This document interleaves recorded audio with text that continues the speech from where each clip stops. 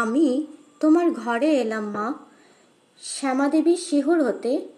ফেরার পথে গাছতলাতে বসেছিলেন ছোট্ট মেয়ে, গয়না গায়ে কোমল হাতে, জড়িয়ে ধরে মধুর স্বরে বলল তোমার ঘরে এলাম। রামচন্দ্রও তাই বলল, রাম ভাবিলেন লক্ষ্মী পেলাম।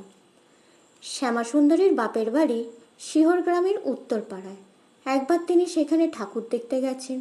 বাড়ির কাছে এল্লাপুকুর নামে একটা পুকুর ছিল।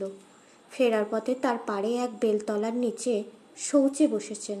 তখন সন্ধে হয়ে আসছে। বসামাত্রই একটা শব্দ শুনতে পেলেন। শ্রী রামকৃষ্ণের জন্মের আগে তার মা দেখেছিলেন শিব ঠাকুরের ভিতর থেকে একটা জ্যোতি এসে তার উদরে ঢুকে গিয়েছিল। শ্যামাসুন্দরীও শব্দ শোনার পর তেমনই একটা ঘটনা দেখেছিলেন। সারদা দেবী বললেন, আমার জন্মও ওই রকমের। আমার মা শিওরে ঠাকুর দেখতে গিয়েছিলেন। ফেরার সময় হঠাৎ শৌচে যাবার ইচ্ছে হলো। এক দেবালয়ের কাছে গাছতলায় গেলেন। শৌচ হলো না, কিন্তু মনে হলো একটা বায়ু তার উদরে ঢোকায় উদর ভয়ানক ভারী হয়ে উঠল।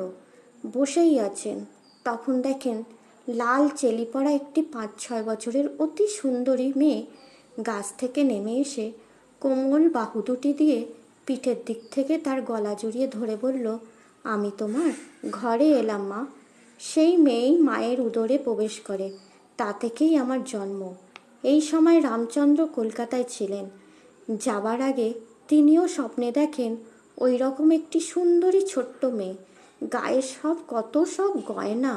পিঠের দিক থেকে তার গলা জড়িয়ে ধরে বলেছেন, আমি তোমার কাছে এলাম।